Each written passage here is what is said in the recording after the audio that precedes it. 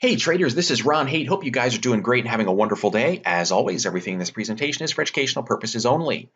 Holy cow. The Dow Jones dropped 1,861 points today on a massive pickup in volume. We just went from the video I said a few days ago, jokingly, happy days are here again, it seems, to we went from green, not even yellow. I would put this in the red category. Bulls, you are put on notice. If I was long the market after today, and I'm going to get into this, I'd be looking to pair back positions. We, on the Dow, we gapped up on Monday above the 200-day. We came right back down, hit the 200-day, actually gapped below it today, closed the lows of the day. This is not good. This is creating an island top type reversal pattern. Just like down here, it was a reversal from the bottom. Here, we gapped down, paused, and gapped up. This is a U-turn. That kind of reversal gap is very powerful. And look what happened. From that point, it was basically Dow, 22.7 to 27 something, almost 4,500, 5,000 points. Now we have a gap up and then the gap down, creating this space. This is a major candlestick reversal pattern. This is shouting from the rooftops, danger, Will Robinson. This is not good if you're a bull. The fact that volume picked up too, this is not good as well. So recapping, we gapped below a major institutional moving average. It didn't even want to touch it, didn't even want to go down.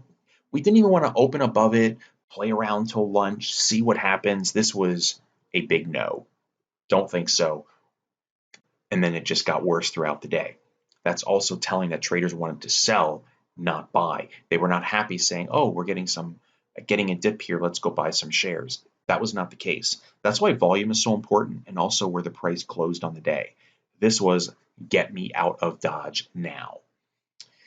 If the Dow closes below the 50-day moving average in orange, you have now closed below two major moving averages.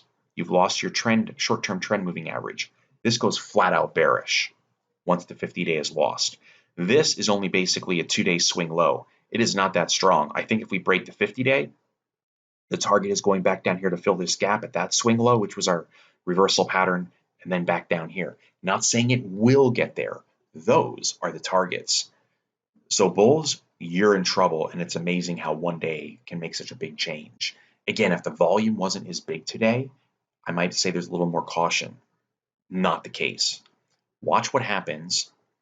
Well, you know what? Before I do that, let's just show you the diamonds, the DIA. Then we're going to do the S&P too. The diamonds, the same thing. We gapped above the 200-day. We gapped below the 200-day. It's a hot potato.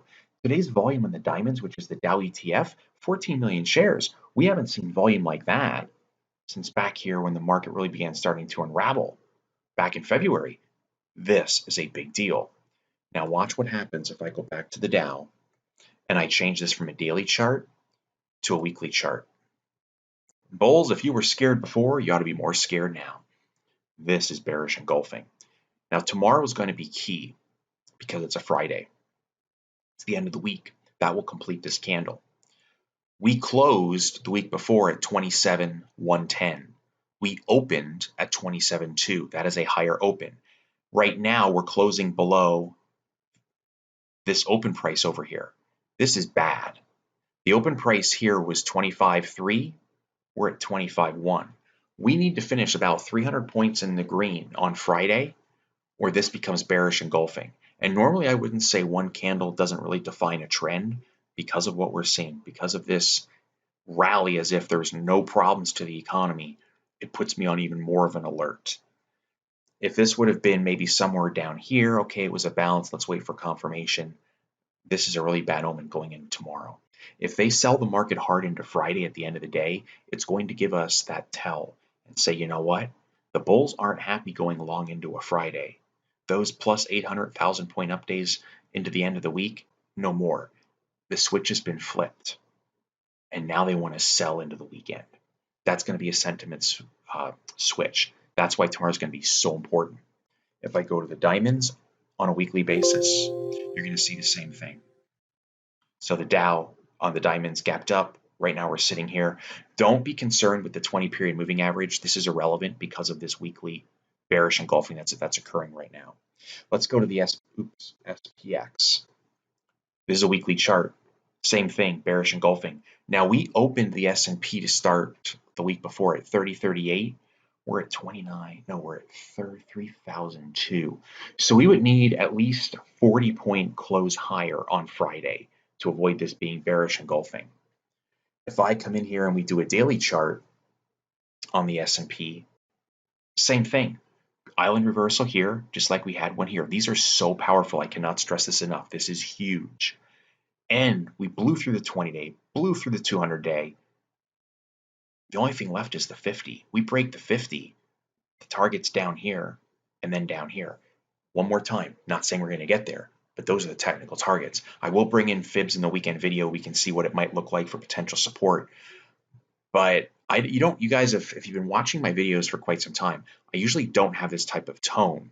Usually I'm like, hey, we need one more day. This was so pervasive today. I'm willing to jump the gun and say, yeah, if it gets bad tomorrow, Katie bar the door. It could get ugly really, really quick here. On the daily chart, you can see we just barely closed beneath the 200-day on the SPY. Again, watch the 50-day, the other big institutional moving average. That's going to be its last point of hold. I will also teach you guys about the 20-day EMA and how much of a great trailing stop it could potentially be. The Dow and the S&P have lost that today. So if I was bullish and using the 20-day as my potential stop, my end-of-day trailing stop, that was violated today and was violated in a big way. By the time tomorrow gets here, we could be gapping down. We may go limit down overnight. I have no idea. Let's say we don't, but we could easily be down here by the end of the day. And all of a sudden you go, wait, the SPY was at 320 and now it's at 288. Talk about a huge move. I'm like, yep, that's what happens when the markets really start to roll over. So the fact that we closed below 20-day is a big deal. It's a very, very, very big deal here. Now let's go talk about the Qs. QQQ. Well, they were only down 5% practically. Volume did pick up. They're still above the red line. Now, I brought the red line in on the SPY, and I just talked about it for this reason. SPY and the Dow below the red line. 20-day EMA trailing stop. Here on the Qs, this 20-day has been money. Once we got above it back here on March 6th, it's been golden. You're not below it yet, but here's the thing. What if we do gap down tomorrow and it gets worse? Before you could even think about getting out, we could be all the way down here. And then if you wait for the end of the day, we could be staring at the 50-day already. So don't assume that this index, security, ETF, stock is going to be nice and say, hey, yeah, we'll break the 20-day, but we'll stop right there so everybody can get out that's using it. Oh, no. We could easily have another big down day, and then you're down here, and then you're saying, yeah, so much for that theoretical trailing stop. That just got blown to smithereens. Now, the flip side is we could be up tomorrow. So how would I approach this? Given these massive red flags, we're beyond yellow flag stage that is occurring right now. If it was me, I'd be looking to lighten up on positions, or at least considering to lighten up on positions, I should say, even before the breach occurs, because we've had two other indexes already breach. They're 20-day and they're 200 days. That's how pervasive it got in a short period of time. And one other thing, if I go back to the spiders, watch this.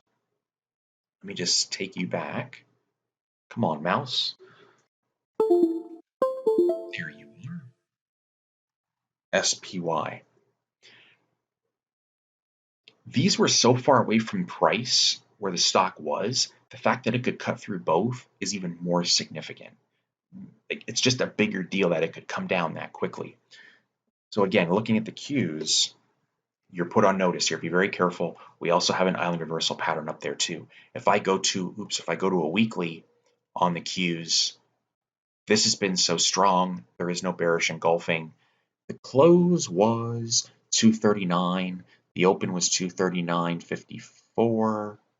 This cannot be bearish engulfing, but it might get really close if tomorrow is a bad day.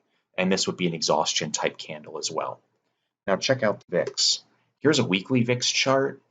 That is massively bullish. If I take you to a daily VIX chart, holy Toledo. We actually held the 200 period moving average on the VIX, which I usually don't use moving averages when it comes to the VIX. But this launch pad, oy vey if you're a bull. This is very bullish VIX, very bad for the equity markets.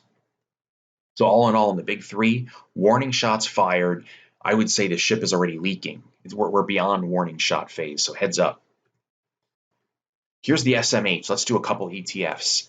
SMH, it gapped down. This is tech again. We held the 20-day. But if you're following the semis, the fact that we had the big markets roll over here, I'd be very careful. Your next support, if the 20-day breaks, are going to be down at the 50 in orange and the 200-day in purple. How about the banks? They've already been rolling over. They got stuck at the 200-day moving average last week already, and all of a sudden we're back down to this chop. The banks are already rolling over hard. This is also going to be hard for the market to hold up if the 200-day is breached. Go back down to this little bullish engulfing pattern around May 14th. The transports, they went down in a hurry. They put their top in pretty much back on what, Monday, Friday and Monday. They've already rolled over. Target 50-day, then I would come down here. If that fails, you're so close to these lows, the lows would be the target. Nothing is really holding up from a broad perspective except tech. Here's Apple down nearly 5%, almost $17. Volume did pick up, but not in a big way. Apple is still well above its 20-day EMA, as amazing as that is. Once we got above it back on the 6th, again, it's just been money from what, 260 something to almost $100 higher. But don't assume that that stock is going to come down and barely finish beneath the red line and say, okay, everybody, you can get out now. We could go from here to here to here really quickly. So that's Apple. How about Facebook? Lost 12 bucks. Now, Facebook here is very interesting. This looks like it could be a double top at all-time highs. And you have a gap down and you have a new closing low. This is huge. If we would actually get a gap lower tomorrow, this would also complete a double top and an island reversal. That would be crazy. So just be aware of this. Facebook, not looking good here on a daily chart. Let me look at the weekly. I didn't peek at that. Yeah, the weekly it's showing double top too. But Facebook here, very, very curious. This could be a textbook one if we get a gap down. It almost looks like Batman ears, right? Ear, gap down.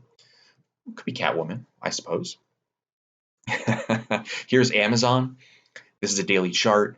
It's still holding its red line, but keep in mind, okay, this one could still hold up with the pandemic if it comes, which it will come back in the fall and winter. I'm waiting to see how they're going to get around not locking everybody down again if they're going to stick to their old ways. Maybe this one holds up better than others, but once again, once the selling starts, it could get caught in it. I would watch the red line. So if Apple, Facebook, Amazon, and some of these others, maybe Amazon can hold up the best, but below the red line, it's not going to be good. How about some other stocks? Here's Cheesecake Factory. This thing went from 21 to 30, nearly a 50% rise in about 5 days, 4 or 5 days. And what they give it, they take it back in 3 days. These things are now back inside their trading ranges. Stocks aren't supposed to go up that quickly, that, in such a short period of time. It's giving it back. Watch the 50-day. If we break the 50-day, probably the lows are the target. I mean, look at how about even Red Robin. Yum. I love their French fries. This thing started shooting from 13 to 19. Now you're even back below. Now you're at 11. Red Robin, you're already testing these lows. The target, it's going to be back down here towards 6. That's almost a 50% haircut yet. Yeah, I think reality's starting to set back in. How about something like Wendy's? This thing went nuts. It went back up to the pre-sell-off prices. But look at the 200-day and look at the 50-day. Something here on Wendy's. We break that 50-day. I'm not so much worried about the 200. We break the 50, the swing lows the target at 12. You're talking what? Almost a 40% price drop, and then we back down here to the lows. So Wendy's, of all these stocks that we're going to look at, looks the most, the easiest to see what could happen here from a technical perspective. Better than Cake, better than Red Robin. McDonald's, we got above the 200-day, and now we're below. Watch the 50-day. We get below the 50-day, we target this swing low, then it's the gap fill, and you can start seeing this chart after chart. Things can get ugly here in a hurry. How about Chipotle? Holding up really well, but here comes that red line. We talked about using it on tech stocks. The 20-day. You lost the 20-day today. This thing was as low as 414. It doubled its share price in 2.5 months or so. Absolutely incredible. It blew out the highs by over what? Almost 200 bucks, 150 bucks. Now that you're below the red line, I would use this as an end-of-day trailing stop, and this momentum trade is over. Target is now 50, 200, and then back down here. How about something like Starbucks? They had a bad day. Check this out. I love their mochas, but this one looks like it's headed lower. I think we're almost there. We get below around $70, $71, 62, and then the lows. This is not good. It got above the 200-day. It was almost like to suck everybody in and say happy days are here again. Gap lower, gap lower. You now have it's almost like a runaway at this point. This is not looking good. Volume picked up again today. Starbucks. How about steaks? Want Ruth Chris Steakhouse? 9, 13, and now you're back. I would watch this swing low around 7.5 or so. Otherwise, I mean, you might as well say the lows would be the target. I just don't think people are going to do takeout at Ruth Chris. And the idea that you have to sit 6 feet apart from people in the restaurant. I don't want to get on a rant here, but these people that are making decisions are not doing it. You're not going to have an economy left when retailers can open and they can only have 50% capacity. They can't cover the rent. There's not that kind of profit margin. So either all these restaurants are going to go under, or they're going to have to say, you know what, maybe we need to do other measures to be safe, but we can't do every other table. This is insanity. There'll be nothing left. We don't have to worry about dying because there'll be nothing left to do. So they're going to have to figure this out in a hurry. If they can't, these companies will go under. It's not like, well, they might. The answer is they will. They can't survive. I mean, Cheesecake Factory is being sued, and I think I heard a report they're being sued. Gap is being sued because from Simon Property Group, they can't get their rent. Well, the bank's going to foreclose then on Simon Property Group. Their merger, I forget who they're merging with. Was it Taubman? Is off now because they don't want to take on their liabilities. They don't know what the malls are going to look like. So Simon Group was down today 13%. They could still be in a world of hurt, but here too, they went from 60 to almost 95, 50% rise in 5 or 6 days. That's why selling into strength is such a wonderful thing. You may not get the top, but this is not normal behavior. I would watch the 50-day for a sign of trouble in Simon, and then you start taking out these lows. I mean, BK is a possibility at that point. How about Valero? So we just did retail stocks in terms of going out to eat. How about Valero? Hit the 200-day. That's why sometimes selling into strength, into major moving averages can be so valuable. You could have been out around $76, $77. Now you're over 20% lower. Today alone was a 12% drop. We lose the 50-day on Valero. Swing low, and then down here. How about something like Chevron? Got near its 200-day. Now you're the 50-day, you're pretty much on it right now. If that low can't hold, there's pausing around 80. Below 80, 67, and then the lows. How about something like Caterpillar? Broke above the 200-day, had a quick $10 pop, and now it's all gone and then some. Watch the 50-day on Cat. If that breaks, your target's going to be back down here towards 100. How about something like MasterCard? It's almost 7% today. Pick up in volume. The 250, the 250 are close here. We breach both. 245, then back down here. Same thing with Visa. This was a big move. The target's going to be both moving averages below there. You come down here. Like I said, this could get ugly really quick. And the reason I'm saying it with almost this much intensity is because you usually don't come back from a day like this. Today is not normal. I can't stress that enough. That's why I'm saying red flags, not yellow flags, but not just based on my opinion. The charts are saying it. So if you want to know what do these rollovers look like, it's staring you right in the face. Here's Disney. We get up to the 200-day moving average. Stopped cold. Great time to sell into strength if you want. Now you're sitting down here. We lose the 50-day. There's horizontal support at 99. Here too. Take your kids Disney, but you can't touch Minnie or Mickey. Seriously? How's that going to work? I mean, it's almost going to be torture, inhumane torture that you can't touch the characters, right? And then some will say, well, they don't want to get sick. And I'm like, you know what? That's a different conversation. So every time there's a flu, no one's ever going to be able to touch these animals. Disney can't survive on half attendance. People are going to get laid off. Those people won't be able to buy these other things. There's this cumulative effect that's going to be happening. And I think the rally just got way ahead of itself until we see how these governments are going to react. Just keep that in mind. Price is going to rule here. We can all have our opinions, right? Price rules, and price is not looking good today. Here are the silver miners, SIL. You have bearish engulfing, but it's bigger than that. We had look at this. Here's a top. There's double top. Bearish engulfing. Let's zoom in again. Bearish engulfing. Bearish engulfing. Lower highs. If I was trading SIL, this has all the hallmarks of top, top, top, top. We lose the 50 and the 200. Its goose is cooked from a daily perspective.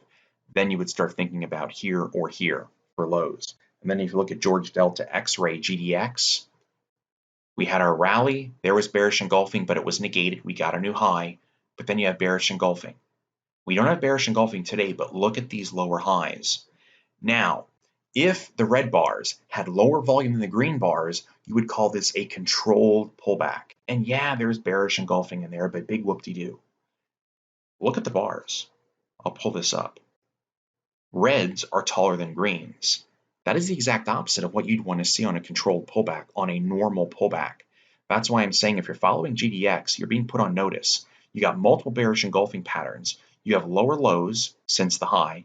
You have lower highs since the high. A breach of the 50 puts the 200 on target. Below the 200, we come down here. Now, those are the miners. They are stocks. Here's gold, the ETF. It's still caught in its trading range from March. It's not breaking out to the upside. It's not breaking down to the downside. We did breach the 50-day back on June 5th, but now we've bounced. But if I zoom in here, we sort of still do have lower highs. So it's just biding its time, figuring out what it wants to do. Whether or not gold's going to rally if the market does indeed continue to roll over here, we don't know. I would just watch that 165 area, maybe put an alert there. Above 165, gold goes bullish. We take out that low here when it broke the 50-day. The close was 158. That will be the other alert. That will be bearish because that's going to violate all these other lows. Then the target's the 200-day on GLD. Okay, that is a very long video. I am sorry for such a long one, but we covered a lot of stuff. And I said I would do videos maybe every other day unless we had a big move. And holy moly, the big move just happened. So bulls beware, bears, you're probably licking your chops. Things are starting to look very interesting from the bearish side at this point. So with that, I'll see you guys in the weekend video. Let's see what Friday holds for the Dow and the S&P, and let's see if we get some bearish engulfing patterns. That is not going to look good for next week. Take good care. Wish you guys all the very best.